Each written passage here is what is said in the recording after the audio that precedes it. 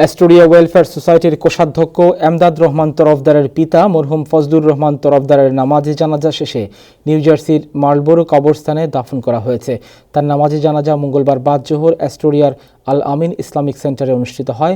জানাজায় বাংলাদেশ সোসাইটির সভাপতি আতাউর রহমান সেলিম ও অ্যাস্টোরিয়া ওয়েলফেয়ার সোসাইটি নিউ ইয়র্কের সভাপতি সোহেল আহমেদ, সাধারণ সম্পাদক মোহাম্মদ জাবেদ উদ্দিন সহ বিভিন্ন সংগঠনের নেতৃবৃন্দ সহ বিপুল সংখ্যক প্রবাসী বাংলাদেশি অংশগ্রহণ করেন। উল্লেখ্য, ফজলুর রহমান তরফদার গত 22 ডিসেম্বর সোমবার বেলা 2টোর দিকে নিউ ইয়র্কের অ্যাস্টোরিয়ায় তার নিজ বাসায় শেষ নিঃশ্বাস ত্যাগ করেছেন। তিনি দীর্ঘদিন ধরে নানা শারীরিক জটিলতায় ভুগছিলেন। তার বয়স হয়েছিল 80 বছর। মৃত্যুকালে তিনি 3 ছেলে ও 4 মেয়ে সহ নাতি নাতনি সহ অসংখ্য গুণগ্রাহী রেখে গেছেন।